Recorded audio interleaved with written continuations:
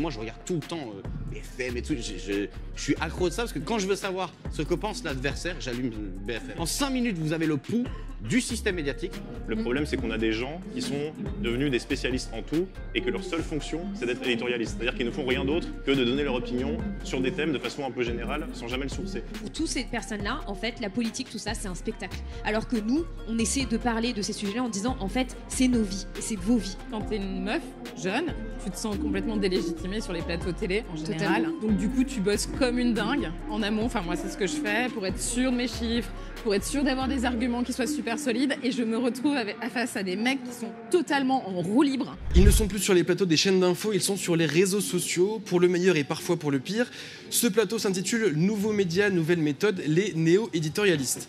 Pour discuter de ce terme un peu barbare et du rôle de ces nouvelles figures qui s'imposent dans l'espace politique et médiatique, nous accueillons Emilio Mellet, bonjour. Salut Théo. Ça va bien? Ça va et toi? Super, tu es grand reporter et journaliste à l'Humanité. Paloma Moritz, bonjour. Bonjour. Comment ça va? Ça va très très bien. Super, tu es journaliste spécialiste écologie et société pour Blast et aussi réalisatrice de documentaires. Léa Chamboncel, bonjour. Bonjour. Tout va bien? Super. Tu es journaliste, autrice, chroniqueuse pour Backseat. D'ailleurs, tu es de nouveau sur plateau ce soir, pas sur la nôtre mais sur l'Agora. Ouais. Voilà, et tu es aussi fondatrice du média féministe Popol. Host politique, bonjour. Salut. Tu es vidéaste, chroniqueur pour Blast, streamer. Ton grand truc, toi, c'est les revues de presse sur Twitch. Tu connais bien ce format-là qu'on est en train de faire. Paul Hellec, bonjour. Bonjour. Tu es chroniqueur pour le média, mais tu es aussi doctorant en sociologie du travail. Oui, et puis je suis membre du comité de rédaction de la revue Contretemps, une revue marxiste à lire. Petite pub. Peut-être Emilio, avant qu'on se lance dans le vif du sujet, c'est quoi exactement un éditorialiste? Alors comme je savais que tu allais me poser la question, je me suis dit, tiens, je vais ouvrir mon dictionnaire. Enfin non, j'ai pas ouvert un dictionnaire, j'ai pris Google et je suis allé voir sur le site de Larousse. Et le site du Larousse indique que c'est une personne qui est chargée de rédiger l'éditorial d'un journal de presse écrite ou audiovisuelle. Une fois que je vous ai dit ça, je vous ai pas dit grand-chose et donc je suis allé voir à la case édito ce que ça voulait dire.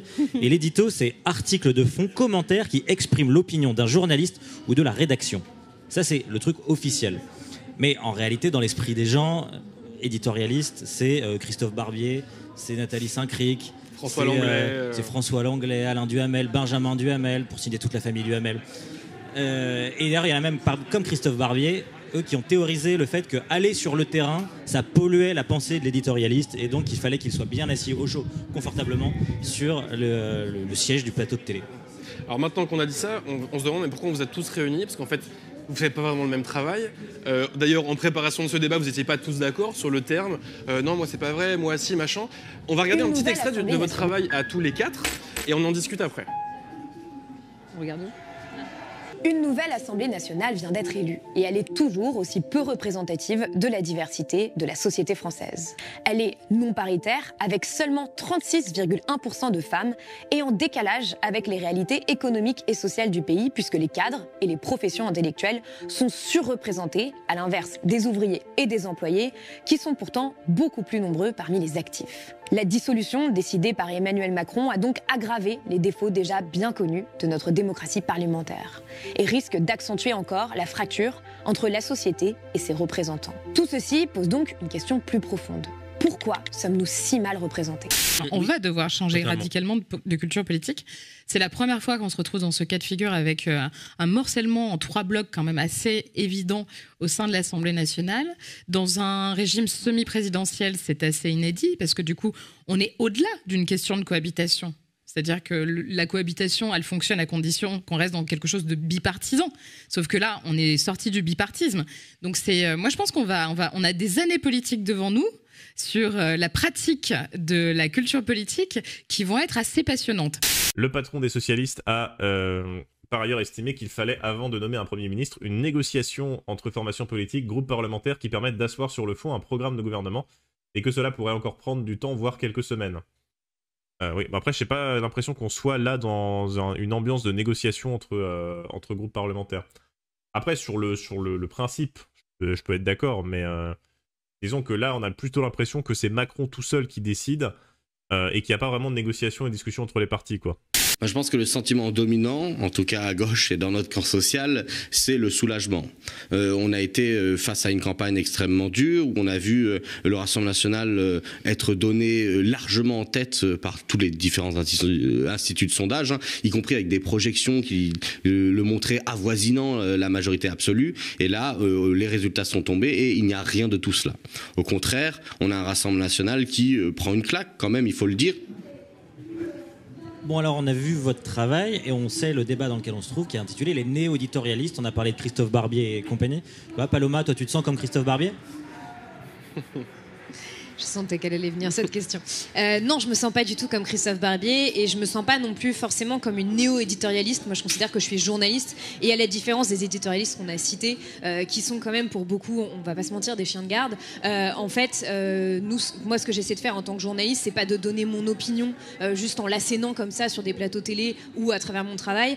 C'est à travers des angles d'essayer de comprendre l'actualité pour permettre à un maximum de personnes de prendre de la hauteur sur ce qui se passe, que ce soit sur les questions écologiques, les questions politiques, les questions sociétales, et en m'appuyant sur des études sociologiques, sur des rapports. En fait, je suis jamais en train de m'appuyer simplement sur mon opinion. Et on a l'impression souvent, avec ces éditorialistes, qu'il y a quand même ce truc de « oui, mais ça, c'est du bon sens, non, mais tout le monde pense comme ça ». Mais en fait, il n'y a jamais de chiffres qui sont donnés, il n'y a jamais rien de sérieux, il n'y a jamais rien de concret derrière. Alors que moi, tout ce que je dis, en général, dans mes émissions, est baqué, sourcé, et je mets toujours mes sources en dessous. En général, on voit rarement, quand un éditorialiste parle pendant 20 minutes sur un plateau télé, les sources qui s'affichent en bas parce qu'en fait la plupart du temps il n'y en a pas, c'est simplement eux-mêmes la source, quoi.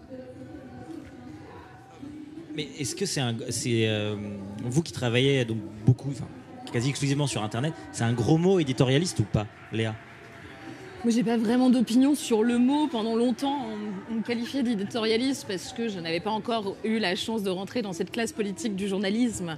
J'ai dû fonder un média et être reconnue service de presse en ligne pour qu'enfin mes pairs me reconnaissent comme journaliste, puisque je n'ai pas fait d'école. Donc c'est vrai que pendant très longtemps, on me qualifiait d'éditorialiste parce que c'est ce qu'il y avait de plus commode. On ne savait pas trop dans quelle case me mettre. J'étais podcasteuse, mais ça ne veut pas dire grand-chose non plus. Donc dans les médias traditionnels, ils préféraient dire éditorialiste, jusqu'à ce que finalement le terme journaliste fut accepté assez récemment d'ailleurs par France Info et d'autres. Mais toi, c'est un truc que tu réclamais de mettre journaliste à la place d'éditorialiste ? Non, pas forcément. En fait, moi, je m'en fous. Enfin, j'ai pas non plus de revendications particulières. Enfin, moi, j'ai une expertise, c'est la politique. Et d'ailleurs, je suis journaliste autodidacte parce que je viens du monde politique. Je me suis formée sur la politique dans les fonctions que j'ai occupées auparavant. Donc j'ai une expertise que j'ai voulu mettre au profit du plus grand nombre et de l'intérêt général en faisant de la vulgarisation et qui, de fil en aiguille, effectivement, m'a amené vers un travail fondamentalement journalistique. Donc je ne sais pas, oui, on peut... je m'offusque pas, mais je ne m'identifie pas à Christophe Barbier, ça c'est sûr. Il y avait un petit air, mais sans l'écharpe. Peut-être, mais il va falloir qu'on en discute quand même de ce petit air, parce que je ne vois pas tout de suite, c'est pas frappant.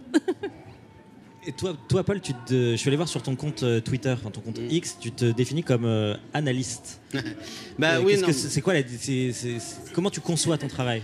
Non, mais en fait, j'ai une position un peu bâtarde, en vérité. C'est qu'il y a des émissions, là, c'en était un extrait, dans lequel je suis dans un rôle qui ressemble en partie à ce que j'ai pu occuper quand j'ai fait de la sociologie électorale pour des partis, des organisations, des fondations politiques, quand j'ai travaillé à l'Assemblée. Donc, c'est ce que disait Léa, une espèce d'expertise qui me donne, je pense, une forme de légitimité. Et le rapport aux sciences sociales, aux sources, tu disais, je suis doctorant, donc c'est une méthodologie, une façon de voir les choses qui me rapproche. Après, ce qui est vrai, c'est que moi aussi, j'ai fait des débats qui sont des débats d'opinion et dans lesquels je prends une position. Donc, en ce sens, on pourrait dire, ah, mais ça, c'est de l'éditorialisme. Mais effectivement, moi, je n'aime pas forcément le terme, dans le sens où, si c'est pour se rapprocher des personnes que vous avez citées, alors c'est profondément insultant. Parce que c'est cette espèce d'excroissance du journalisme télévisuel qui est l'expression de l'ordre dominant dans ce cas-là de plus intellectuellement malhonnête, voire paresseux en termes de travail. Tu vois. Après, ce que je trouve intéressant avec ce terme, c'est qu'il a l'utilité de justement séparer de journalisme, avec l'idée que peut-être que le journalisme peut être investi d'un sens un peu plus noble que éditorialisme.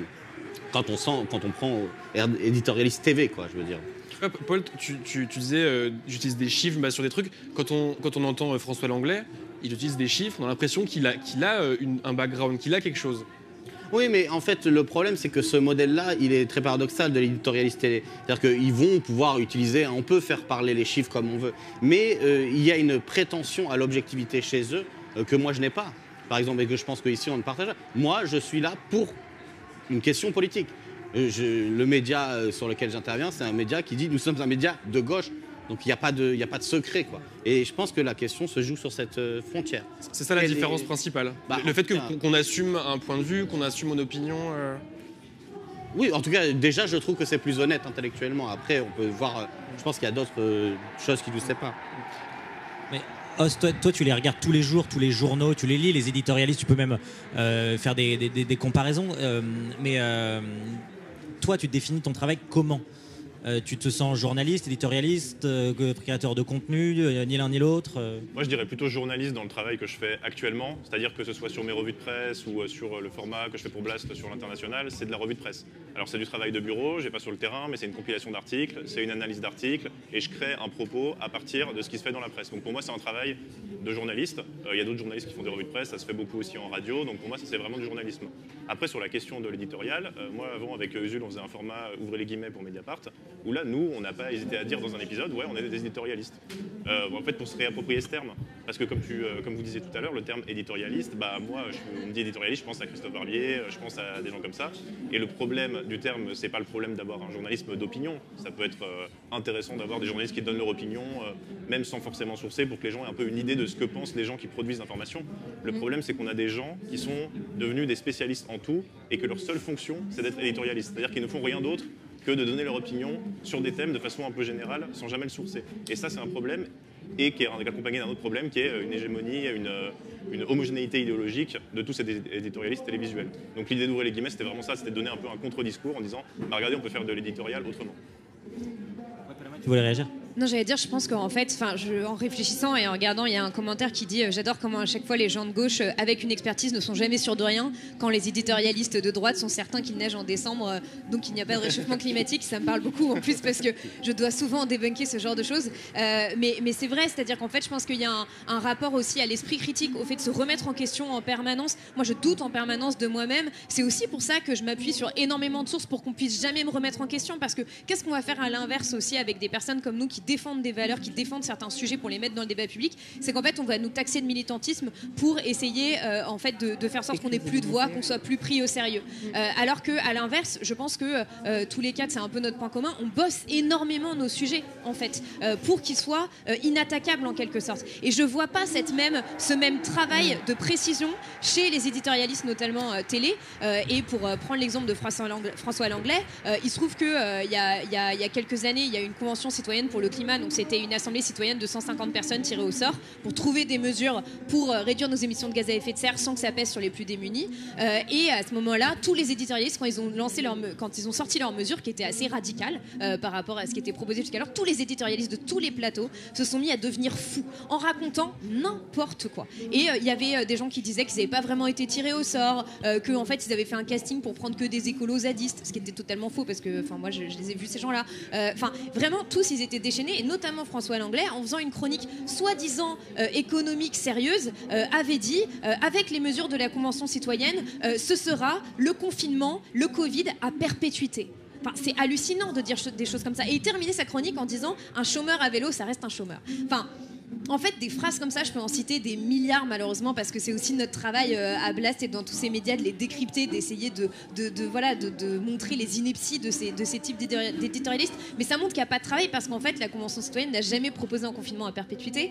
Et en fait, à chaque fois, ce n'était jamais sur le fond. Et aucun d'entre eux, en fait, avait vraiment pris le temps de comprendre ce qu'était cette Assemblée citoyenne, quelles étaient les mesures qu'ils proposaient, parce qu'il y en avait 149, donc c'est vrai que c'était un peu long et compliqué. Enfin, à chaque fois, voilà, je trouve qu'il y a quand même une sorte de fainéantise qu'on peut retrouver chez beaucoup d'entre eux. Je veux bien réagir si je peux. Vas-y. Parce que je me reconnais tout à fait dans ce que tu racontes, et je voulais juste apporter un regard un peu genré sur cette question-là, parce qu'en fait, quand tu es une meuf jeune, tu te sens complètement délégitimée sur les plateaux télé en général. Totalement.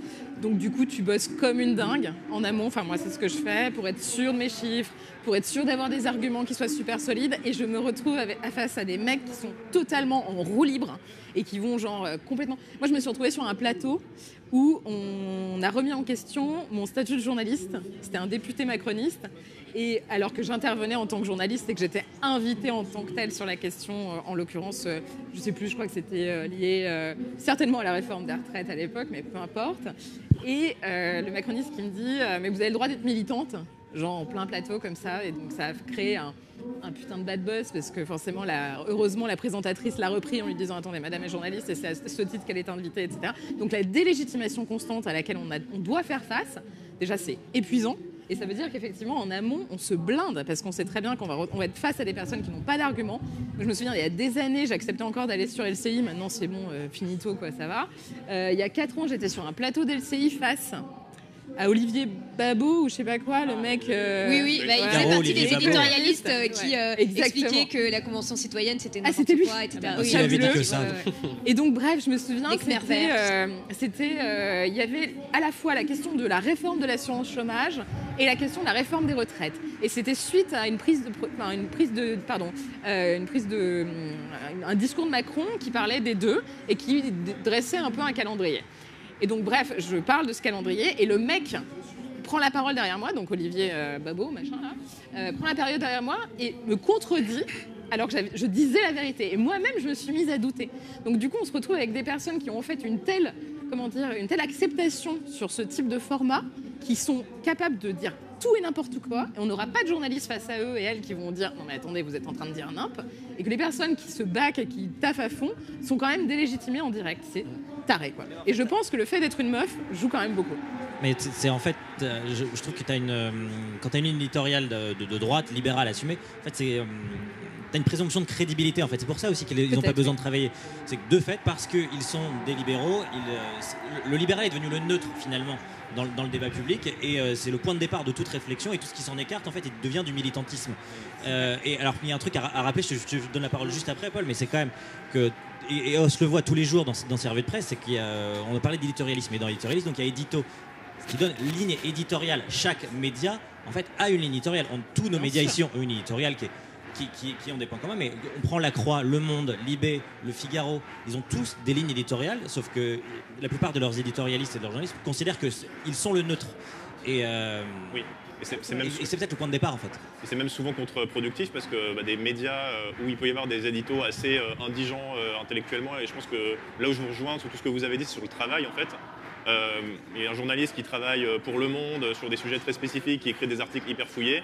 Et en fait, ce que les gens se retrouvent à voir et à connaître de ces médias, c'est les éditos, qui sont souvent pas le truc le plus qualitatif qui est dans les journaux, notamment dans la presse écrite.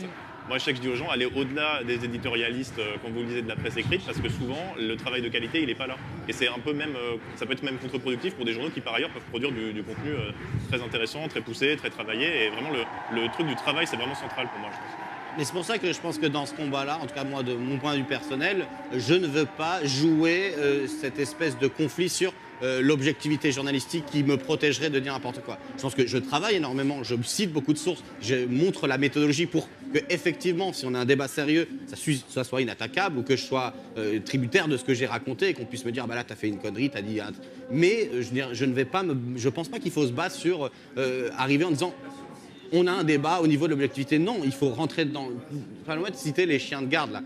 Moi, je suis un fan absolu de Nizan. Et dans un de ses romans qui s'appelle La Conspiration, c'est des jeunes étudiants qui veulent faire la révolution. Ils créent un journal qui s'appelle La Guerre civile, donc en termes d'engagement, voilà.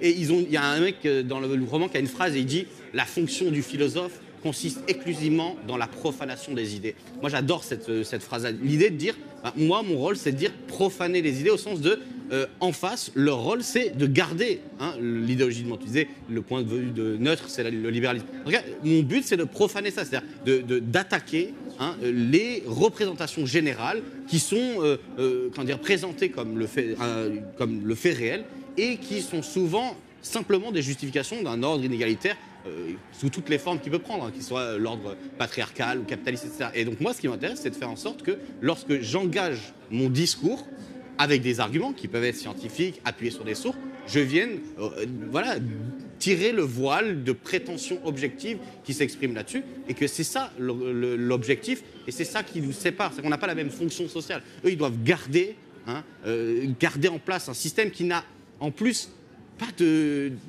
réalité tangible pour la vraie vie des gens. C'est ça qu'aussi les gens nous disent. Ils disent, ça fait du bien de vous écouter, que ce soit les uns et les autres, parce qu'en fait, vous nous parlez de trucs où on se reconnaît plus que quand on allume la télé. Et donc, on est vraiment dans une vision très antagoniste de nos rôles sociaux. Eux, ils sont là pour garder la sacralité de l'idéologie dominante, et nous, on est là pour essayer de la fracturer, de trouver des brèches et d'appuyer là où ça fait mal. Je suis complètement d'accord avec ce que tu dis, et nous, c'est quelque chose, c'est des retours qu'on a beaucoup eu à Blast, notamment pendant la période politique et les législatives qu'on vient de vivre. Il y a beaucoup de gens qui nous écrivaient en disant on a vécu sous assistance respiratoire grâce à vous, en fait, pendant cette période-là. Vous nous avez redonné de l'espoir, vous nous avez redonné un espace aussi de réflexion, de prise de hauteur sur la société qu'on n'avait pas ailleurs. Et je pense que justement, c'est exactement ce que tu disais, c'est qu'aujourd'hui, la plupart des personnes qu'on entend sur les plateaux télé, et c'est pas que les éditorialistes, je pense que c'est aussi toute l'économie des médias, en fait, aujourd'hui, où finalement, on essaie d'économiser de l'argent en mettant 10 personnes autour d'un plateau et en leur faisant parler de tout et n'importe quoi. Enfin, il n'y a pas longtemps, j'ai fait une vidéo en mettant un extrait de RMC où quand même la bannière, c'était 40 départements en alerte canicule, on s'en fout ou pas, point d'interrogation. C'était ça, l'éditorialisation du débat. Donc à partir de là, super, enfin vraiment, on est bien barré. Donc c'est cette économie des médias qui fait qu'en fait, on met vraiment n'importe qui autour d'un plateau télé pour commenter l'actualité. Il y a des gens qui débarquent, qui savent même pas de quoi on va parler, on dit on va parler de ça. Enfin, évidemment qu'en fait ça ne peut rien donner en termes d'intelligence collective et ça ne peut rien apporter aux gens. Et le problème général avec ces éditorialistes un peu plus connus, on va dire, dont on parle depuis le début, c'est qu'ils ne sont que en train de dire il y a des états de fait, c'est comme ça et pas autrement, et de défendre le statu quo. Et la différence, je pense qu'on porte tous les quatre, c'est en fait de dire nous on a des combats, il y a des choses qui nous semblent très importantes dans la société et on veut parler de ce qui vous préoccupe en fait, des vrais besoins des Françaises, des Français et de ce qui les inquiète en permanence ou ce qui potentiellement ils ont du mal à comprendre. Et voilà, moi je sais que ça va être sur les questions sociétales, les questions écologiques, les questions féministes, mais du coup c'est un rôle hyper important et je trouve ça assez inquiétant en fait de se dire que de plus en plus ce sont les médias indépendants, les streamers, toutes ces personnes-là qui en fait sont en train d'ouvrir ces espaces de respiration dans la société et de parier sur l'intelligence des citoyennes et des citoyens, et le service public le fait de moins en moins, et les chaînes privées n'en parlons même pas parce qu'elles sont au service de l'extrême droite, quoi. Ah non mais c'est clair, mais le service public, moi j'ai un exemple concret là assez récent. On m'invite pour commenter la succession potentielle d'Éric Ciotti chez LR. Donc pendant 1 heure, à se demander est-ce que ça va être David Lignard ou est-ce que ça va être, je sais plus qui, Xavier Bertrand ou quoi. Et c'était en plein pendant la campagne des élections législatives. Et je me dis, en fait, la question maintenant qu'on doit se poser quand même, c'est de savoir est-ce que LR a un programme, parce qu'on est en pleine campagne. Quel est le programme sur lequel les candidats LR sont en train de faire campagne? Et cette question n'a absolument pas été abordée de tout le débat. Donc du coup, à un moment donné, j'ai recentré le débat sur France Info TV en disant, attendez, là on est en train de se demander, de se poser des questions de popole, vraiment, et pourtant Dieu sait que je suis quand même assez fan de ce terme, mais voilà. Mais voilà, c'est vraiment de la politique politicienne, tout le monde s'en tape, je veux dire David Lignard, personne ne sait qui c'est, enfin vite fait quoi, et les personnes qui nous écoutaient certainement pas des masses, Xavier Bertrand on voit un peu plus, mais la vraie question c'est de savoir, là il y a une campagne législative, il y a une Assemblée nationale qui va être élue. Qu'est-ce que ce parti propose? Quelle est la ligne idéologique que le parti dans lequel le parti va s'inscrire? Qu'est-ce qui est fait? Et en fait, aucune question n'avait été posée là-dessus. Donc du coup, je réponds, enfin, je dis ça aux journalistes présentateurs qui bloquent et je lui dis, on pourrait peut-être parler du programme. Il se trouve que sur le site DLR, qui était complètement pété à cause de l'histoire Ciotti, machin, il n'y avait pas de programme, en l'occurrence. Bon, certes. Mais du coup, je lui dis, mais on pourrait peut-être parler vraiment des mesures concrètes et de savoir dans quoi LR s'inscrit idéologiquement, etc., etc. Et là, il bloque, il me dit, non, mais oui, enfin bon, il commence à essayer de se justifier, il me dit, non, mais on en a un peu parlé quand même et tout, genre sur d'autres émissions. Je suis là, mais vous êtes le service public, quoi. Enfin, vous êtes en train de prendre du temps de parole sur une campagne qui est quand même assez fondamentale, une campagne éclair en plus. On a 3 semaines, on a des sujets qui sont quand même très importants dont on peut parler. Il y a 10 millions de pauvres en France, il y a des personnes qui s'enfoncent dans la précarité de jour en jour. Enfin, parlons de vraies choses, quoi. Et là, non, on veut juste savoir qui va reprendre la tête d'un parti mourant par ailleurs, mais qui va finalement gouverner. Ça, c'est une autre question. Mais c'est vrai, moi je trouve ça hyper intéressant ce que tu dis, parce que en fait, il pourrait y avoir un intérêt de parler de popole au sens de si les commentaires sur les personnalités sont les illustrations idéologiques de ce qui est pop. Oui. Là, on a intérêt. De voir les 50 nuances de faf qu'il y a à l'intérieur de la droite française. Ouais. C'est intéressant. Non, mais c'est intéressant. Comprendre quelle est la différence entre Éric Ciotti et Marine Le Pen. C'est intéressant. Si on regarde quelle classe sociale il représente historiquement, pourquoi il y a un alignement et qu'il y a la constitution de cette espèce d'arc réactionnaire de la Macronie au RN aujourd'hui. Mais ça, même ça, ils n'en sont pas capables. Parce que honnêtement, c'est un égout. La télévision du service public aujourd'hui, c'est un égout. Moi, je dis ça tranquillement, je ne suis pas invité, donc je m'en fous. Mais c'est un vrai problème. C'est intéressant d'ailleurs ce que vous dites par rapport à la question de la mise à l'agenda, c'est-à-dire de quoi on parle à la télévision. Et tu disais que tu avais recentré le débat sur le programme, et en fait, moi je le sais en faisant des revues de presse, ces thèmes-là qui ne sont pas abordés à la télévision, ils existent, et pas que dans les médias indépendants. Il y a des articles dans tous les journaux, dans toute la presse, qui sont très très confidentiels et qui sont beaucoup moins lus, qu'on gagnerait à discuter, qu'on gagnerait à publier pour que les gens puissent en parler entre eux. Il y a aussi la question de parler ce qui touche les gens, mais aussi de parler de ce que les gens ne connaissent pas. Il y a des situations économiques, des situations sociales, des situations internationales que les gens ne connaissent pas du tout, simplement parce qu'on préfère parler de mais qui donc va être nommé Premier ministre. Il y a un nom qui circule dans des sources proches de l'Élysée et on ne parle pas d'autre chose qui sont pourtant un boulot hyper intéressant et même l'essentiel du taf des journalistes dans ce pays, qui est de faire des articles sur des sujets différents, sur des sujets variés, avec une expertise, parce qu'il y a des journalistes qui ont bossé toute leur vie sur un sujet et qui sont quasiment jamais invités à la télé, sauf quand il y a une grosse actu dessus. Et cet enjeu-là, on doit l'avoir aussi à l'esprit, c'est-à-dire la mise à l'agenda de choses qui sont autres que simplement la politique politicienne, et c'est ce que tu as fait. C'est ça, il faut un peu forcer la porte pour réussir à. Ah non, mais c'est clair, c'est clair. Et puis le présentateur tombait des nues, quoi. Il était en mode, mais qu'est-ce qu'elle fait? Tu vois, genre. Attendez, elle fait de la politique. Bah oui. Mais justement, Paloma, Léa, vous y allez quand même dans ces médias mainstream, les médias, le médium télé, au-delà de. De quoi? Un petit peu. Oui, de temps en temps, mais moins en moins, de moins en moins, peut-être moins sur les chaînes d'infos que sur les formats qui laissent un peu plus le temps de parole, comme les émissions de France 5, etc. Mais vous qui avez un pied dans ces deux mondes, en fait, à la fois dans les médias mainstream, où de temps en temps vous y allez, et vous êtes quand même un peu invité, justement, la caution de gauche souvent de ces plateaux, hein. Bah, oui. Et dans les médias indépendants, pourquoi vous continuez d'y aller? Ouais. Allez, patate chaude, Paloma, pour toi. Merci beaucoup. Parce que je considère que c'est d'autres espaces et qu'on ne va pas se mentir. C'est-à-dire qu'en fait, avec les médias indépendants de gauche, généralement de gauche, engagés, etc., on touche un certain public. Alors, on touche un public de plus en plus large et nous, à Blast, on se rend compte que ce public grandit et que les gens qui nous écoutent ne sont pas forcément ce qu'on pense, c'est-à-dire que des jeunes de gauche. Par exemple, tu vois, on est hyper répartis sur toutes les classes d'âge, c'est plutôt 25-40, on va dire, les personnes qu'on touche le plus, mais bref. Et donc, ça permet aussi de toucher d'autres personnes, et je pense que c'est aussi d'ouvrir des brèches, en fait, dans des espaces où on nous attend pas. C'est-à-dire, en fait, justement, de changer la conversation par notre présence. Et je sais que moi, ça m'est déjà arrivé de recevoir des messages, par exemple, après des débats sur C'est ce soir, qui est quand même plutôt une bonne émission du service public, hein. C'est quand même une des rares qui reste, où on peut encore développer un peu une pensée, même si parfois il y a un peu trop d'invités. Déjà des gens qui sont spécialistes des sujets du en général. Ce qui n'est pas le cas des émissions de chaîne d'info. Mais voilà, et ça m'est arrivé de recevoir des messages après en me disant je vous ai découvert en regardant ma télé et merci, ça m'a vraiment fait du bien de vous entendre parce que en écoutant les autres personnes parler, j'avais l'impression de devenir fou, quoi, et qu'on était dans une réalité parallèle et vous avez remis le truc bien. Je dis pas que j'arrive toujours à le faire parce que c'est très difficile aussi, en fait, de prendre la parole dans ces moments-là, surtout en tant que femme. Enfin, moi j'ai vraiment remarqué que déjà on m'appelle par mon prénom, tout le monde, les hommes ont toujours des noms de famille, nous les femmes on a des prénoms, on n'a pas de nom de famille, voilà. Et en fait on me coupe la parole très souvent, où on va essayer de reformuler ce que je dis alors que je suis en train de parler en disant c'est ça que vous essayez de dire. En fait j'ai juste envie de finir ma phrase, s'il vous plaît, merci.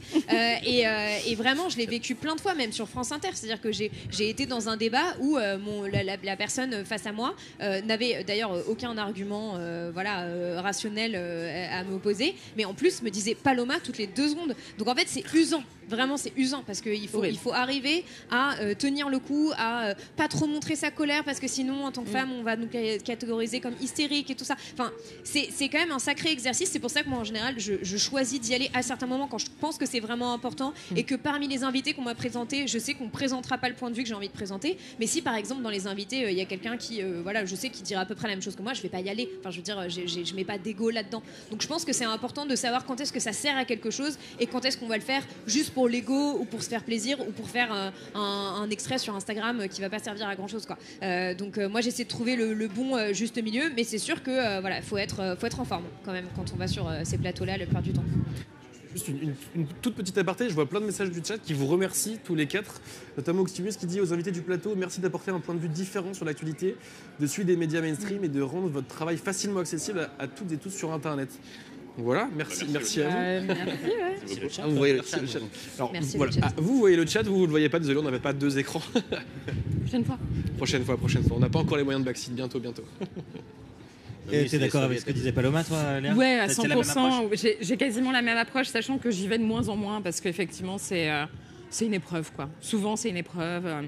Et en plus, il se trouve que moi, j'ai vraiment une autre expérience qui est radicalement opposée, à savoir backseat, où je me sens vraiment moi à 100%, où je sais que je peux parler comme je veux, avec mon propre style, que j'ai pas besoin d'être là, bref, à parler comme les autres et à vous voyez la terre entière parce que ça me casse les pieds, que je peux vraiment apporter un point de vue qui est audible, ce qui n'est pas toujours le cas sur les plateaux traditionnels. Néanmoins, je pense qu'il est aussi important effectivement de porter une parole qui n'est pas portée qui n'a pas été portée pendant très longtemps. Je vous donne un exemple. Moi, pendant très longtemps, au début, quand je débarquais sur les chaînes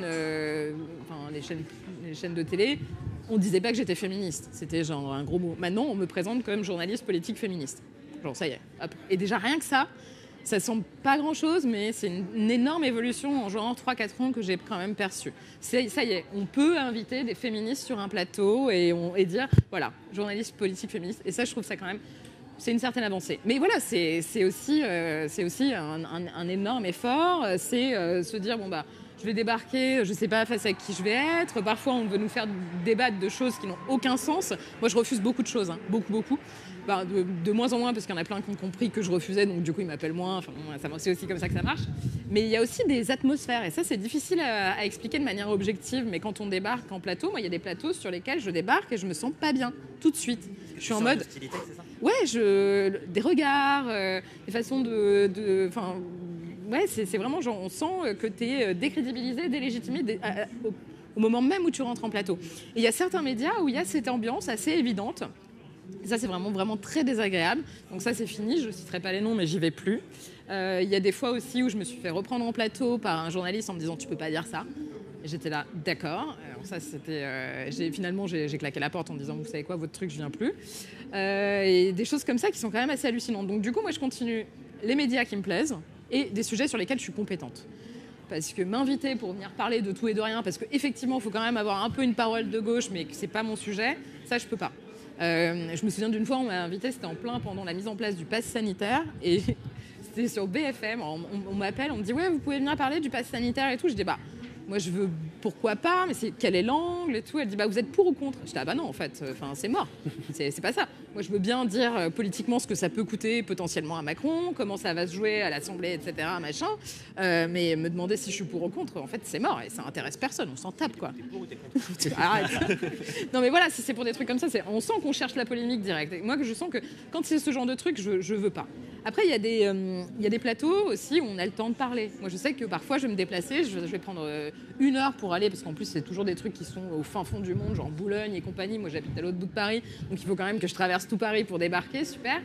Et où je sais que je vais avoir la parole 5 minutes. Et ça, c'est pas possible, en fait. Si t'as pas le temps de dérouler, moi, je suis sur un média où je fais des podcasts qui durent 1 heure, où j'ai le temps de parler, de bien dérouler les informations, le propos, la réflexion, tout ça. Donc ça, c'est super important. Donc au final, je me retrouve à accepter France 24. France 24, j'y vais souvent en anglais, parce que je trouve déjà que, pour le coup, les anglo-saxons ont une approche plus respectueuse, notamment quand t'es une meuf et que tu débarques en plateau, on te regarde pas genre, putain, c'est moins latin, disons.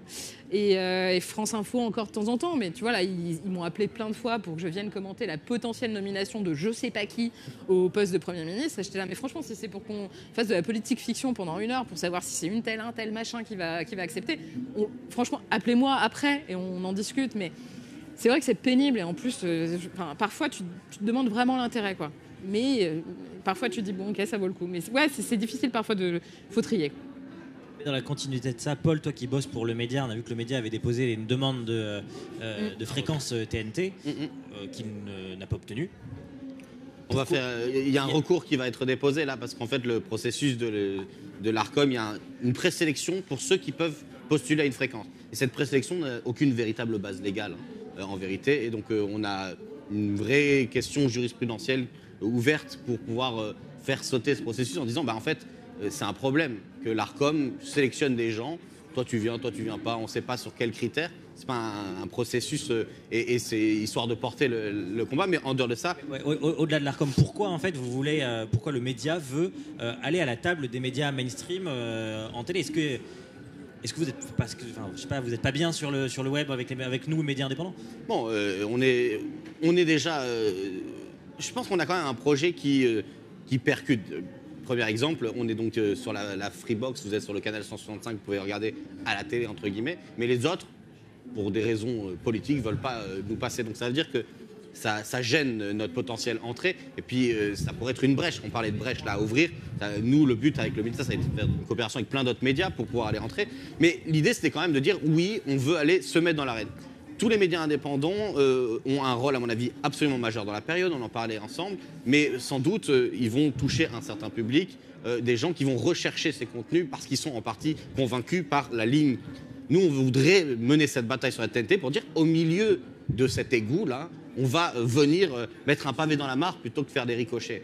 Et c'est une option politique. Moi, je la comprends dans le sens où il y a une espèce de tradition à gauche depuis que les Bourdieu, les intellectuels à l'époque, ils disaient bon, moi j'y vais plus parce qu'on n'a plus les moyens intellectuels de mener le débat. Et je comprends cette position.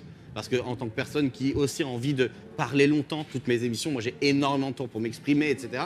J'ai besoin de ce temps, c'est précieux.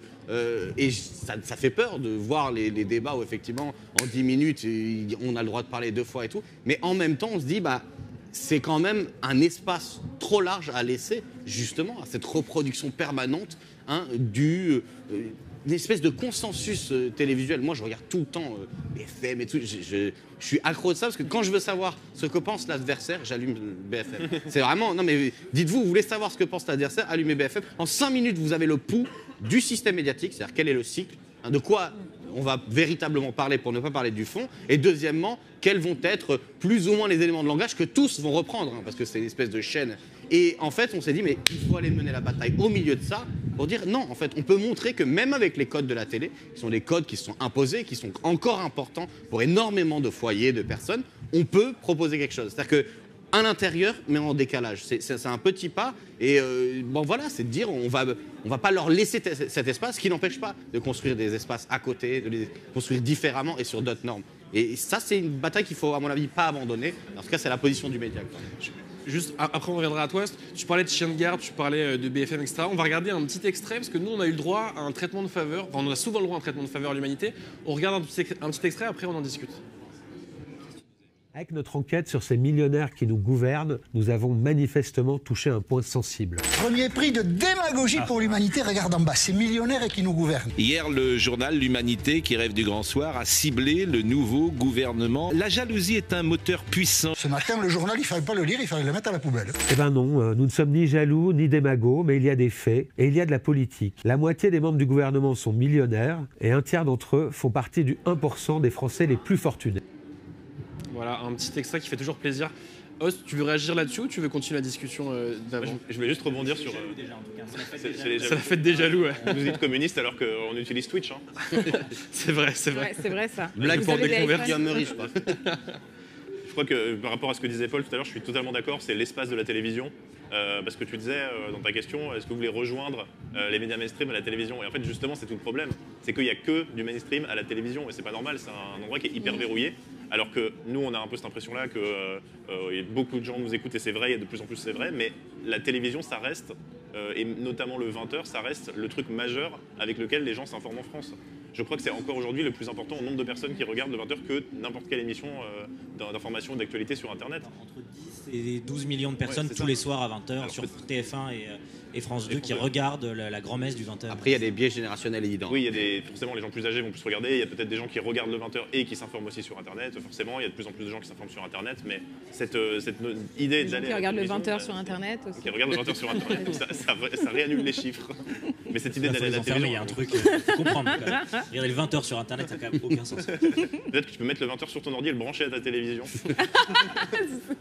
C'était vraiment des Voilà. perturbations. Mais c'était juste pour dire que c'était encore quelque chose de très très central et qu'on ne se rend pas forcément compte en travaillant sur Internet ou dans des médias indés. Et on n'a pas forcément cette image-là, parce que nous on est aussi un peu dans notre bulle, il faut le dire, on est aussi dans nos médias à nous, dans notre public à nous, et on ne voit pas tout un pan de la population qui s'informe totalement autrement. Et c'est pour ça que c'est important d'aller à la télévision. Mais justement, Et pour les ramener sur aussi nos plateformes et nos médias. Mais est-ce que ça vous donne de l'optimisme aussi de voir que finalement les médias mainstream, tu parlais de la fracture générationnelle, Paul, c'est que c'est les jeunes qui investissent davantage et s'informent davantage maintenant sur Internet, parfois pour le meilleur et parfois pour le pire, mais que vous êtes de plus en plus regardés, écoutés. Ça vous donne de l'espoir un peu pour la suite, pour l'avenir, pour le débat public? Je ne sais pas si ça donne de l'espoir dans le sens où qu'est-ce que regardent les jeunes, parce que là on a eu l'exemple de la campagne de Bardella où on a vu qu'il y a énormément de jeunes qui avaient accès à cette campagne-là et à de l'information entre guillemets sur la base de comptes d'extrême droite, notamment d'influenceurs qui ont mené une bataille culturelle sur Internet depuis des années qui est extrêmement puissante. Maintenant on voit de l'extrême droite dans des vidéos sur la bouffe, on voit de l'extrême droite dans des vidéos sur la muscu, des vidéos lifestyle. Enfin, ils ont vraiment infiltré chaque pan de ce qui peut se faire comme création sur Internet. Donc quand on dit que de plus en plus de gens s'informent sur Internet, ça peut vouloir dire qu'il y a des gens qui regardent le média, des gens qui regardent Blast ou qui regardent Backseat, mais ça peut aussi vouloir dire des gens qui regardent des vidéos d'influenceurs d'extrême droite. Donc moi je ne sais pas si on peut être optimiste ou pas. En fait, il n'y a que l'avenir qui pourra nous dire de quelle façon les personnes qui s'informent sur Internet se sont informées et quelle est la ligne politique, quelle est l'idéologie qui a plus infusé toute une génération. Là, après ça reste de la prédiction, quoi. Moi, j'ai pas vraiment de réponse toute faite à cette question. Moi, je serais un petit peu plus positive, même si je suis évidemment d'accord avec tout ce que tu viens de dire, sur le fait que pour moi, quand même, les médias indépendants, et en tout cas, ce que je connais le mieux, donc Blast, ces dernières années, a fait quand même la démonstration d'un certain nombre de choses qui peuvent nous donner de l'espoir. C'est que, et on en a tous parlé, c'est la nécessité du temps long. C'est qu'en fait, ça ne rebute pas les gens de faire un entretien d'1 heure, s'il est intéressant, s'il est bien travaillé, etc. De faire même des vidéos. Nous, on a fait, pendant les législatives, avec Salomé Saké, on a fait une vidéo qui durait presque 1 heure, qui s'appelait À quoi ressembleraient nos vies si le RN arrivait au pouvoir. En fait, elle a été énormément regardée. La durée n'a pas rebuté les gens. De faire aussi des contenus de qualité, je pense que ça joue beaucoup et ça marche. En fait, on voit que même quand tu parlais de la nécessité aussi de mettre des sujets sur la table dont on parlait pas dans l'actualité, je pense que c'est vraiment quelque chose qu'on essaie de faire avec Blast et on voit bien que ça fonctionne. Et puis en fait, quand bien même parfois certaines vidéos font pas de vues, on s'en moque. Pour nous, c'est important d'en parler et on peut pas garder cette idée. Et c'est ça qui est compliqué aussi pour des médias comme nous, parce qu'on est aussi beaucoup sur la question du nombre de vues, du nombre de personnes qu'on touche. C'est hyper important de pas être tout le temps, de pas devenir esclave de ça non plus, et de se dire en fait il y a ce sujet-là, on sait qu'il va pas faire un carton, mais c'est essentiel qu'on en parle, et donc on s'en fiche, on continue à en parler. Et c'est notamment ce qu'on a fait avec Gaza, et on a fait certaines vidéos justement sur la situation à Gaza qui malheureusement sont pas les vidéos qui sont les plus vues. C'est terrible aujourd'hui, mais faut le dire. Donc je pense qu'il y a un peu tout ça, et il y a aussi quelque chose sur le fait de former des gens, en fait, de former des gens sur des sujets essentiels comme l'écologie, les questions internationales, la politique. Je pense qu'on a vraiment contribué à former énormément de personnes qui ensuite forment d'autres personnes. Moi, je suis hallucinée par le nombre de gens qui nous disent à Blast, en fait, j'envoie vos vidéos pour avoir des débats ou pour convaincre des gens. J'utilise les arguments de vos vidéos pour avoir des débats sur l'écologie, sur la société, etc. Donc tout ça, en fait, je pense que ça crée aussi quand même un effet de boule de neige qui est hyper positif, qui va peut-être pas contrer entièrement l'impact dans la bataille culturelle que peut avoir l'extrême droite aujourd'hui, mais je pense que c'est hyper important de le mentionner, et c'est pour ça qu'il faut quand même continuer à dire aux gens que c'est important de soutenir les médias indépendants, et que surtout c'est hyper important de partager notre travail, en fait, de le partager autour de vous, de le faire connaître, parce que c'est que comme ça que cet effet positif et le fait de créer un débat public qui soit d'une meilleure qualité va fonctionner, quoi. Avant de passer un petit magnéto sur l'extrême droite, parce qu'on est en train d'en parler, il y a une question du chat, une question pour Paul. C'est étonnant que l'Arcom ne favorise pas le pluralisme sur les fréquences TNT. Aurait-elle des doutes sur la solidité financière du média? Est-ce que c'est ça le critère? Tu sais, alors il n'y a pas vraiment de critères, on les connaît pas. Est-ce que ça, c'en est pas un? Il y a une question qui a été posée pendant l'audition là-dessus, parce qu'effectivement, ça coûte cher d'avoir le moyen de concurrencer, si vous voulez, ou d'avoir une capacité à faire la même chose que font les chaînes qui ont des budgets genre astronomiques. Hein. Donc, mais en vérité, encore une fois, il y a des questions qui se posent aussi déjà sur qui sont les gens de l'Arcom. Comment sont-ils nommés? Quel est leur caractère indépendant et leur caractère de compétence quant à leur évaluation? Parce que c'est beaucoup de hauts fonctionnaires et bon, c'est des gens qui ont des compréhensions techniques, plein de choses, mais quel est leur rapport à la profession, au métier, à la compréhension? Donc ça, c'est tout un certain nombre de questions qui, à mon avis, pèsent plus lourd que simplement la question financière. Sur ça. Mais pour reprendre sur le débat, moi, j'étais pas comme eux, là, un peu les guest stars du média indépendant, et je suis toujours pas par rapport à eux, mais j'ai vu cette année quelque chose de l'ordre de l'explosion quand même. En fait, depuis le 7 octobre, il y a eu une explosion, à mon avis, des contenus, en tout cas des audiences sur un certain nombre de nos contenus, parce que justement, là, ça a marqué ça a été vraiment une caricature de l'unilatéralisme médiatique, et on disait c'est le gardien de la pensée dominante, mais enfin là, on est arrivé à la justification d'une politique de génocide sur un peuple. Ce qui est hallucinant de tout point de vue, intellectuellement, en termes de morale, si on le veut, politique, etc. Et effectivement... quand cette idée on était sur assistance respiratoire, ça c'est revenu, moi on me l'a dit plein de fois quand les gens je les rencontre, etc. Donc on pourrait se dire mais c'est trop bien, ça veut dire qu'il y a quelque chose de nouveau, etc. Mais en tout cas les études de sociaux disent attention sur les questions de format internet, pas internet, la télé ou quoi. Le problème c'est qu'une partie de la façon dont on s'informe, elle est vraiment organisée en fonction de notre origine sociale, de nos capitaux culturels, ceux auxquels on a accès. Et en fait, ce qu'on rend compte, c'est que les gens qui s'intéressaient à l'information de telle ou telle manière, que ce soit par la presse écrite ou la télé, sur Internet, ils vont faire la même chose. S'il s'agissait juste d'avoir un petit peu d'actualité et de picorer, et qu'ils faisaient ça à la télé en regardant juste les titres, et ben c'est un peu ce qu'ils font sur Internet. Donc moi, ce que j'ai l'impression, c'est que dans nos publics, là, il y a un vrai appel d'air qui est on a besoin de respirer, c'est intéressant, mais... on est aussi une bulle sociale, une bulle d'une jeunesse diplômée, déjà engagée, etc. Et que la question pour nous, ça va être de dire, si on veut avoir de l'espoir, c'est justement de dire, mais quelles sont les conditions dans lesquelles on dépasse la bulle sociale qu'on a tendance à reproduire, parce qu'en plus, on partage un peu les mêmes trajectoires sociales, les mêmes façons d'avoir abordé notre métier. Et ça, c'est... Voilà, si on veut être plus pessimiste, c'est oui, il y a de l'envie, oui, il y a un développement, il y a une soif de contenu, mais... comment on l'élargit et comment on s'enferme pas dans un milieu social particulier. Tu voulais réagir? Ouais, moi je pense qu'effectivement il y a de l'espoir. Moi je le vois à la fois comme ce que tu disais tout à l'heure, Paloma, par rapport aux formats longs. Les gens n'ont pas peur des formats longs. Moi je fais des formats longs depuis 2018 en podcast et je vois très bien que les gens continuent jusqu'au bout. Enfin, ils s'arrêtent pas à la 15e minute. Souvent on me dit mais je veux lancer un podcast, mais il faut pas que ça dure plus de 10 minutes parce que ça fait chier les gens. C'est pas vrai. Arrêtez de prendre les gens pour des teubés, surtout les jeunes, parce que c'est quand même très pénible. Les gens s'y intéressent, les gens comprennent si on leur explique. Et en plus, alors c'est empouvoirant. Enfin, c'est vraiment ça, moi, je cherche, notamment sur la vulgarisation politique, etc. Donc ça, c'est vraiment la partie plutôt optimiste, de voir qu'effectivement, quand on propose un contenu qui ne rentre pas forcément dans les codes de ceux dont on a l'habitude, ou alors de ce qu'on peut imaginer comme étant ce qui fonctionne en respectant les codes d'Internet, des réseaux sociaux, etc., en fait, ça peut quand même fonctionner. Néanmoins, moi, je suis pessimiste à deux égards. Déjà, financièrement, parce que je pense que la question du financement des médias indépendants est quand même assez centrale, et des médias de manière générale. Donc ça, c'est un véritable sujet qui est quand même très important et qu'il va falloir à un moment donné qu'on prenne vraiment à bras-le-corps, mais collectivement, parce que seul, on n'y arrivera pas. Deuxième élément aussi sur lequel je suis un peu pessimiste, voire beaucoup, c'est notre dépendance aux plateformes. C'est-à-dire qu'aujourd'hui, on est quand même très présent sur les réseaux sociaux. On a bien vu ce qu'avait créé le rachat de Twitter/X par Elon Musk, de la ligne éditoriale qui a été imposée quand même du jour au lendemain sur ce réseau, sur lequel j'étais excessivement présente, où je ne suis quasiment plus du tout, et je pense que je ne suis pas la seule. De la politique récente aussi d'Instagram de ne plus pousser les contenus politiques. Donc toute cette dépendance que l'on crée par rapport à ces plateformes, mais Twitch en fait partie par ailleurs, YouTube en fait partie, c'est-à-dire comment on arrive aussi à décentraliser notre présence et à faire en sorte d'être présent peut-être sur nos propres sites internet, etc. Et ça, c'est un véritable enjeu. Et c'est un enjeu qu'on n'anticipe pas trop, je trouve, en tout cas dans les médias en France. J'avais fait un voyage d'études à Londres où j'avais rencontré plusieurs médias, notamment des gens du Guardian, qui disaient que c'était leur priorité absolue.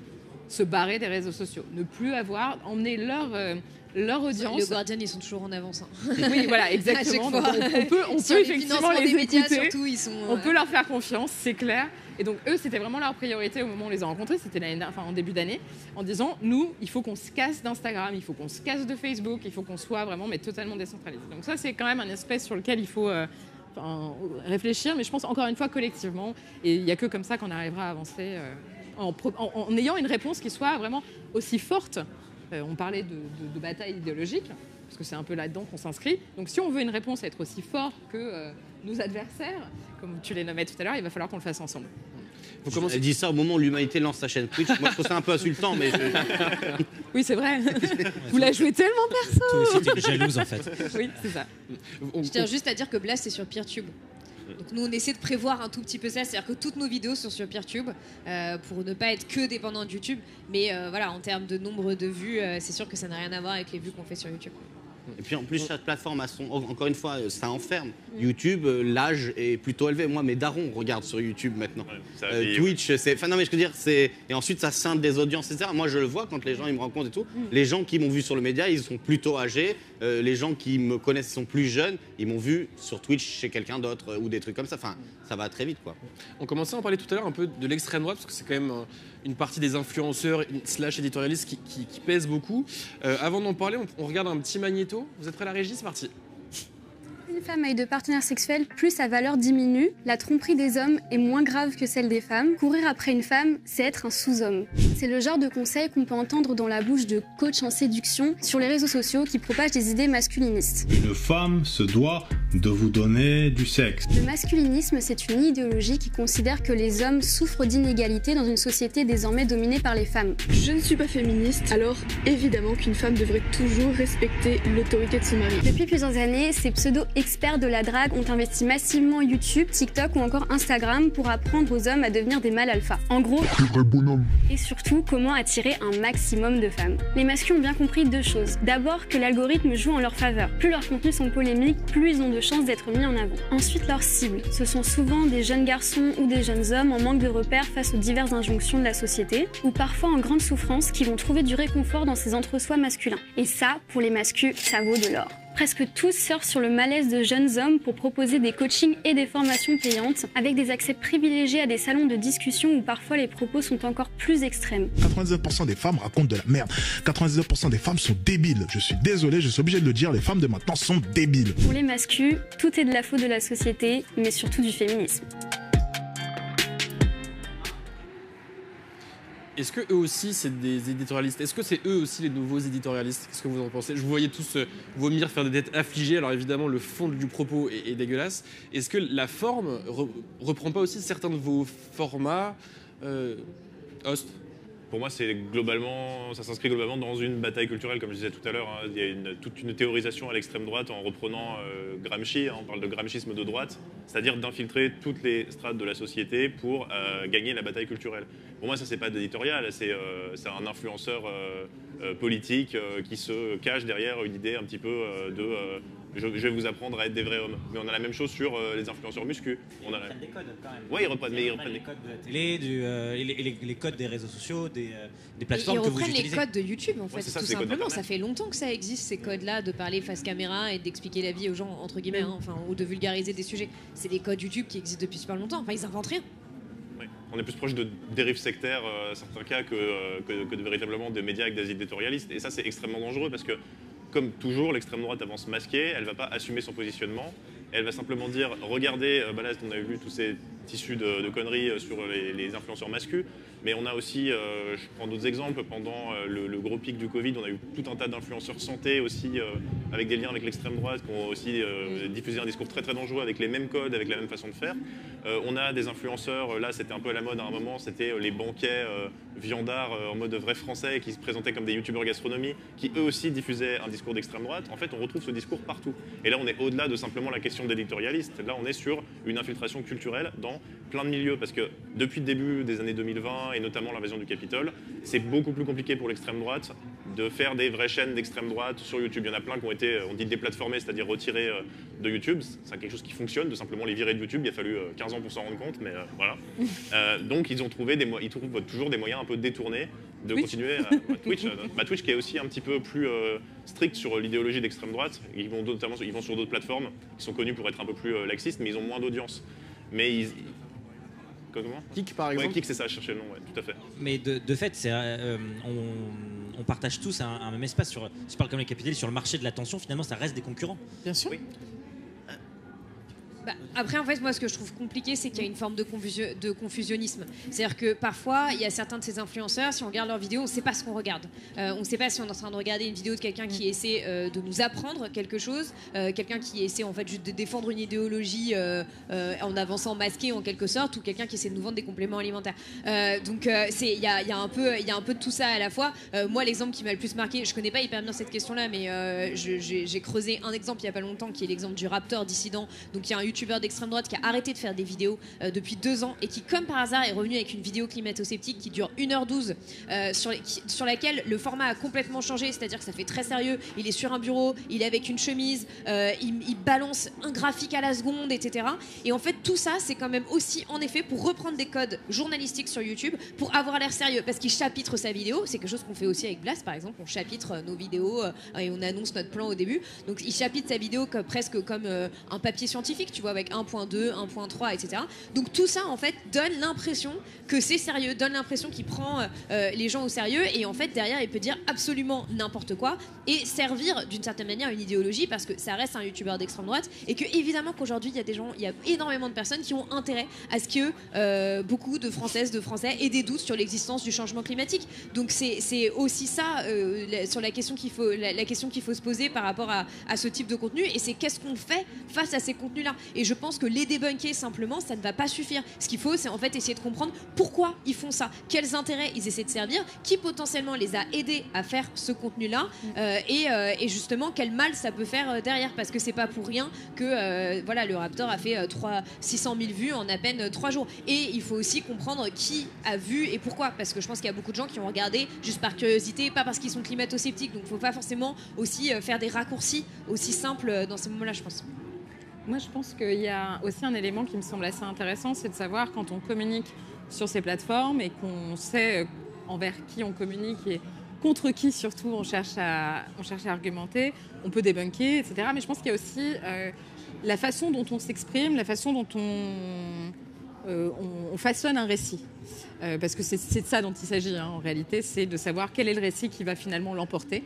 Et souvent, on le voit, hélas, le fact-checking ne suffit pas. Ça peut aider, on l'a vu d'ailleurs sur le dernier débat Harris-Trump, où ABC a enfin fait en direct, en live, du fact-checking pendant le débat, et ça a clairement desservi Trump, donc c'est fondamental. Tu crois ? Mais ça ne suffit pas. Ah oui, je crois que ça ne polarise pas davantage Pas forcément. Vraisemblablement, de ce que disaient les commentateurs juste après le débat, ça l'a quand même pas mal desservi pour une première fois. Et ça l'a quand même pas mal décrédibilisé. Moi, je me rendais compte quand même dans l'audience, t'entendais des gens qui se tapaient des barres, en fait. Quand ils étaient là, des eat their dog, des eat their cat, tu vois, tout le monde était là, quand même, enfin bref. Donc il y a quand même ça qui fonctionne assez. Mais il y a aussi de savoir comment on porte ce récit, quels sont finalement les affects qu'on convoque auprès de notre audience. Et là où il faut être peut-être assez attentif, et où il faut faire vraiment preuve à mon avis, d'analyse. En tout cas, moi, c'est ce que je cherche à faire, notamment lorsque j'écris, parce qu'il y a aussi, bien sûr, le média, mais j'écris des livres, et là, je viens d'écrire une utopie. Et je me suis beaucoup intéressée au rôle des émotions en politique, des affects que l'on convoque lorsque l'on s'adresse à une audience. Et ce dont on se rend compte, c'est que souvent l'extrême droite, et majoritairement l'extrême droite, mais pas que, même le gouvernement actuellement en place, les populistes de manière générale, vont convoquer des affects négatifs tels que le ressentiment, la peur, etc. La question, moi, souvent, je me pose, et parfois j'ai envie, parce que c'est vrai que la situation me fait peur, donc j'exprime de la peur par rapport à une extrême droite qui s'implante de plus en plus dans nos institutions, etc., etc. Mais je me dis, il faut faire attention de ne pas nous rentrer dans ce jeu-là, justement, de convoquer des affects aussi négatifs que ce que le fait les populistes, etc. Donc voilà, comment aussi on façonne le récit, comment on façonne nos discours pour essayer de porter quelque chose d'autre. Et et surtout en politique en fait, c'est quand même assez important. Et l'espoir, à mon avis, peut être une très bonne réponse. Paul. Ça. Je dirais qu'on est en train d'observer que dans les masses, dans les classes populaires, il y a une tendance à une repolarisation autour d'un axe droite-gauche, mais qui s'exprime sous la forme de la radicalité que la crise politique implique. C'est-à-dire une gauche assez radicale, en tout cas qui reprend du poil de la bête, et de l'autre côté, du coup, l'extrême droite comme une option pour une partie importante des classes populaires. Donc c'est normal que que chaque camp se dote, entre guillemets, d'intellectuels organiques, de gens qui sont là pour porter leur discours. Mais je pense qu'encore une fois, on a une fonction très différente. Si on dit les éditorialistes sont en charge de la naturalisation de l'ordre inégalitaire, et que nous, on est en face ceux qui devons, en fonction de nos idéaux, pour pousser nos agendas, défaire cette espèce d'idéologie dominante, les influenceurs d'extrême droite sont dans une troisième catégorie. Ils sont des producteurs de mythes. C'est pour ça d'ailleurs que le rapport à la vérité n'a absolument aucun intérêt pour eux. Et c'est pour ça aussi que la mobilisation affective de l'extrême droite se brise sur le fact-checking et le debunkage, parce que peu importe. Quand Trump il dit qu'il accuse, je crois, les immigrants haïtiens, je crois, c'est ça. Oui, c'est ça, de manger les peu importe que ce soit vrai ou pas, il exprime et il raisonne avec des affects réels, xénophobes, ancrés dans l'électorat auquel il parle. Et c'est ça notre difficulté. D'ailleurs, souvent, à gauche, on a une difficulté à avoir raison sur le fond, être dans un débat rationnel, et de ne pas pouvoir, malgré le caractère réel du propos délivré, pouvoir toucher plus. Et donc c'est pour ça que la question de la mobilisation affective est importante. Et nous, on le fait aussi. Quand on s'engage, quand on met en avant nos causes, c'est parce que ce sont des convictions, ce sont des importants. Ça peut être de la colère, mais je vais faire une Ségolène Royal, une colère saine. Je veux dire, vraiment, quand on dit on se bat contre les inégalités, contre le racisme, contre le sexisme, etc., il n'y a pas de problème. Mais du coup, je pense qu'ils sont, encore une fois, ils sont des producteurs de mythes, au sens où non seulement ils veulent réorganiser l'ordre inégalitaire et le naturaliser, mais à partir de visions mystifiées de la société qui n'ont aucune existence réelle. Ni, genre, je sais pas, le meilleur truc, c'est le grand remplacement, une espèce de théorie complotiste. C'est toujours du complotisme, hein, mais ça n'a aucune réalité concrète si on regarde les chiffres, les statistiques, etc. Le problème, c'est que la réponse à y apporter ne peut pas être « oui, mais regardez, je sais pas, des arguments classiques qu'on entend sur la scène politique. Oui, mais il y a beaucoup de mariages mixtes en France et ça se passe bien. Oui, il y a pas, les immigrés nous coûtent moins qu'ils nous rapportent. Des trucs qui sont horribles, hein, d'avoir des arguments comme ça rationalistes. Il va falloir trouver mieux, et donc du coup, je séparais vraiment ces fonctions. Ça ne veut pas dire qu'ils ne sont pas dangereux, mais ils sont des producteurs de mythes et il faut les prendre en tant que tels. C'est-à-dire qu'il faut ne pas il faut leur rentrer dedans et au-delà du démoncage, montrer que c'est du complotier et surtout que c'est des gens qui sont perdus dans leur coin et il faut. À mon avis, il ne faut pas les prendre au sérieux. C'est-à-dire que des fois, les débunkants, on leur donne une sorte de légitimité, alors qu'il faut en permanence, je pense, les ramener à leur truc de... C'est des gens qui vont pas bien et qui délirent. Et il faut le dire comme ça. Il faut trouver une manière intelligente de l'amener, etc., pour pouvoir s'y confronter, quoi. Parce que sinon, on les fait rentrer dans l'arène. C'est ça le problème à chaque fois. On les fait rentrer dans l'arène en disant oui, mais il faut leur répondre, il faut leur répondre. Je pense qu'il faut leur répondre d'une manière à vraiment les mépriser et les mettre à distance Et en plus, parce que ça va dans le même sens, mais en plus, si on se positionne constamment en réponse à, en fait, ils gagnent. C'est-à-dire qu'on reprend... Oui, parce que c'est toujours eux qui décident du thème du débat. Mais oui, mais pourquoi ne pas justement, finalement, le recentrer, le redresser? Comment? Et pas toujours être en réponse. Oui, c'est une vraie question, quoi. En plus, on est dans un contexte où ils ont de plus en plus d'espace pour s'exprimer. Je veux dire, des gens qui, il y a 10 ans, étaient dans des obscurs blogs racistes, aujourd'hui, ils peuvent être invités à CNews. Sur les chaînes d'infos. Oui, bien sûr, ils ont... BFM est rempli maintenant d'éditorialistes de Boulevard Voltaire. Ils ont rond de serviettes. Les fachos de Valeurs Actuelles, maintenant, ils sont là, tranquilles. Nous, on n'est jamais invités, hein. Ou très très rarement. Mais c'est pour ça qu'il faut ils sont là installés. Mais il faut considérer CNews comme le plus grand stand-up de France. C'est ça qu'il faut dire en fait. Mais vraiment, Pascal Praud est hilarant. Parce que quand on l'écoute, moi, vraiment, ça peut m'arriver de le regarder en disant, au début, je suis vraiment, mais ça peut m'énerver, me mettre en colère les propos. Je me dis, mais quel enfer de l'écouter. Et en fait, après, je switch. Je dis, mais en fait, c'est hilarant. Ça n'a aucun sens ce qu'il raconte. Ouais, pas de réchauffement climatique, il fait moins 7 dans les Yvelines. Mais c'est génial. C'est du délire. Il est où le réchauffement climatique? Exactement. Il faut les prendre en tant que tels. Ils ont Angers Démon, là, leur émission folle du dimanche. Il faut les renvoyer à ce qu'ils sont. Un délire de gens qui sont attachés à un passé qui n'a jamais existé. C'est ça leur paradoxe. Hein. Ils ont un désir de passé qui n'existe pas. Et donc, il faut leur dire, bon, écoutez, ils sont dans leur boucle. et on va vous montrer à quel point c'est des gens qui tournent en boucle sans aucune ancrage. C'est des gens qui parlent tout le temps d'enracinement, ils n'en ont aucun. Ils sont hors sol en permanence. Mais un bon exemple de ce qui peut être fait, c'est par exemple la parodie, la moquerie, typiquement ce qu'a fait Malik Bentala avec Pascal Praud. Je pense que ça a eu un impact considérable sur la façon dont les gens voient Pascal Praud. Je sais qu'il y a une émission belge aussi où il y a une grosse parodie de Pascal Praud, et ça peut être une réponse, parce qu'on n'est pas dans le cadre de la rationalité, mais on est dans le cadre, comme tu dis, de tourner en ridicule et de montrer en grossissant le trait à quel point cette émission est en fait risible, et on voit même des fois des gens qui mettent en parallèle des extraits de parodies et des extraits de choses qui sont vraiment dites sur CNews, que ce soit Pro ou Morandini, et on a l'impression de voir exactement la même chose, quoi, à peine exagéré. Et je pense que ça marche, et je pense que ça les énerve aussi. Ça, ils doivent moins supporter d'être tournés en ridicule que simplement d'être « Ah non, on va débattre avec eux, on va discuter, on va point par point revenir sur ce qu'ils ont dit » mais le fait de juste « on se fout de votre gueule », je pense qu'ils doivent pas être très très contents quand ils voient... Mais ça pose la question de l'intérêt journalistique derrière, c'est qu'en fait on ne peut plus les combattre par le journalisme, on est obligé de les combattre, de les prendre par d'autres biais. Oui, après c'est un autre métier, quoi, c'est pas ce qu'on fait nous.